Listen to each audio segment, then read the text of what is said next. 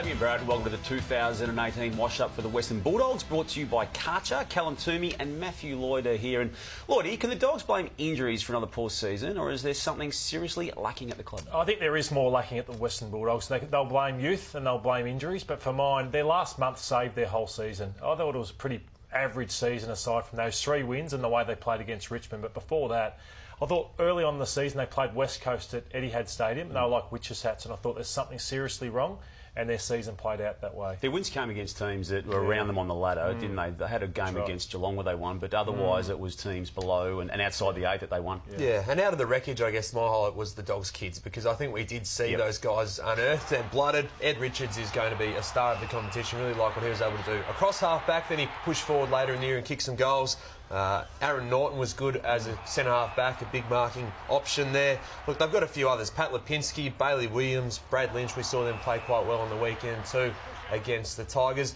I like what they've been able to do in terms of just playing them. Josh Shackey was better.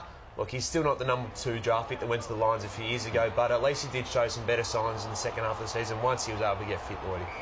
Yeah, there's some good young kids there, and I liked what I saw late in the year, Damo, but as I said, was really concerned early. Yeah. I really like what happened with Billy Gowers. He was a controversial selection in the rookie draft, wasn't he? And Luke Beveridge overruled the people in that department, but you can see why, couldn't you? From the moment he got a chance, he just played with a presence that I think belied his inexperience and youth when it came to the AFL. He's got some confidence and swagger, and they obviously lost Jake Stringer last year, but he was able to fill in that role quite well and seamlessly, really. Well, he seized the moments, including that one there, at times, didn't he? Like he just wasn't ever found lacking or wanting when the big moment was there. Lotto, a few lowlights though. My lowlight is because they've lost their identity as a team. You know, 2 years ago we knew what they were. The manic pressure, the slick handball. Now, I didn't even know what team they were going to pick from 1 week to the next. Who was going to be their ruckman?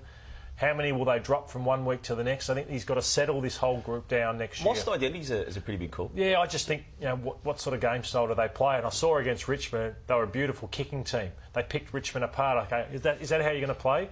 Well, I didn't see it from much throughout the year what they actually were. There's a lot of mixed messaging, wasn't there? I think from a lot of people at the club, particularly the coach, Luke Beveridge. He went on an explanation here with a media conference that to me didn't make a lot of sense. I think what we did in 16 hasn't done anyone a favour. It probably hasn't done us a favour because everyone just thinks they can win it every year. When you consider how we won it, why we won it, where we won it, and how it was a bit unusual, if you attempt to be a realist and think about whether or not that's sustainable, then I can see how the notion was there that maybe it was going to be tough. There's another number of other factors. I think that, you know, whether it's players not quite being able to handle themselves after the heights of winning that. I mean, Luke Beveridge is obviously entitled to have his say on what he thinks happened in 2017 and 18 after winning a premiership in 2016, but those words there to me are just a cop-out.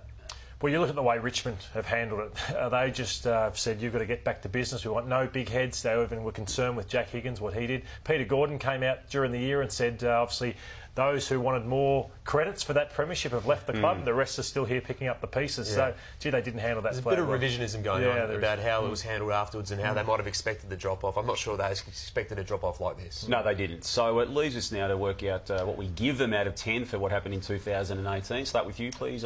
Just a 3 for mine, Dana. I've given them 4, 8 wins. It's okay. Yeah, I'm lower than both of you there. I'm going a 2. I just didn't like what I saw, and I think the wins came against the lesser teams. Did anyone clean up in 2018? There's a big one. Toby McLean. I'm a big fan of Toby. I hope he wins their best and fairest because he's been able to transform himself from a small forward in that premiership year into one of the most dynamic midfielders going around and a really good youngster who's got a great career ahead of him. Played every game, averaged 24 disposals, but as I said, was able to turn himself into a ball winner.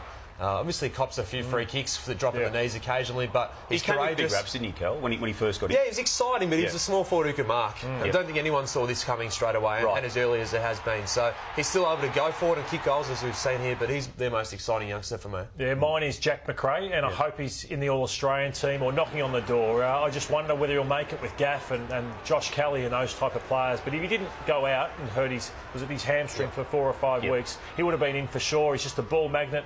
finish the season in style. He's getting better with his foot skills. Do you think he hurts enough? I think he could hurt more. I don't have him in the elite bracket just yet because of that, but I think he's only getting better and he's tough. Yeah. So no, he's a highlight for mine this year. Should win their best and fairest. Sure. Well, we've had 2 seasons as this club now has after winning a premiership in 2016. There's a lot of people under pressure, and Kel, I want to ask you as much as anyone here. Lynn Jong, Mitch Honeychurch, Tom Campbell, Kieran Collins, others around them have gone past them. They have gone past them, and I think these guys would be worried about their futures at the club. I think Lynn Jong's got a future elsewhere. Yep. I think some clubs will go after him because he's got pace and hardness, and obviously he was in demand a couple of years ago when he did the Collingwood tour and all these sorts of things. The other 3, Honeychurch, Campbell and Collins, they'd be a little bit concerned about their futures at the club. And who else is under pressure? Well, there's 4 out-of-contract free agents who we don't know what's going to happen with them as well. Mitch Wallace, Luke Dullhouse, the Cats are circling with him. Tom Liberatore hasn't been offered a new deal yet, coming back from another knee reco, and Jordan Roughhead looks on his way out as well. So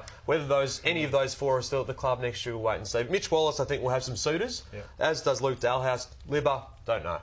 Weren't a lot of laughs for anyone associated with the Bulldogs in 2018, Lloydie. Did you find some? I found some, but they won't be laughing. The old Falcon, so poor Ling Song was just a bit like a pinball machine here, and poor Ling copped it there, and that was funny. And then Ed Richards, what a star he's been. But this one on a wet night in Adelaide, I was there, Damo. Geez, that would have hurt, but he just kept going. Dazed and confused, isn't he? He was. That's all you could find. That's all I could get. Lots of areas for improvement for the Bulldogs. Look, I know it's a big sweeping statement, but they just need, to me anyway, to get relevant again. They were so relevant, obviously, after 2016. I think they've mixed messaged their way through 2 seasons since, and let's just get it back on track. It's not that hard. No. Well, we'll wait and see. Yeah. Might be. I know they don't need the key forward. Like Josh Aki, we've seen come to the club and do some okay things this year. I'd like to see Tom Boyd go back to being a permanent key forward. I don't think he's a ruckman. I agree with that, and that's what leads me to... it's been a dominant year for ruckman, and that's where I think the Bulldogs have been hurt. You've got Roughhead, who's not a ruckman, in my opinion. They've tried Trengove, not a ruckman. Tom Boyd, not a ruckman. Tim English is still developing, and you've got Tom Campbell, who just can't get a game. So it's an area where he's got to identify who his ruckman is, stick with it, and get someone in next year. Why are they into Lysett? They're not into Scott Lysett. Yeah. There's some concerns about Tim English and whether they could be attracted to trade him off and go back to WA. Yeah. So he seems real deal to me, though, English. Oh, he's a very good player. Persevere with him. Very good player, and just have to give him some time. Yep. Okay, where are they going to be finishing in 2019? As negative as I was early, I think they could hit back and be 9 to 11, Damo. Okay. I think they'll be in contention for the 8 as well, but just will miss out. I've got them a rung down, but they could easily go up to the 9 to 11 bracket. I've got them at 12 to 14. Lordo and Kel, thank you, and thanks for watching the wash-up for the Bulldogs in 2018.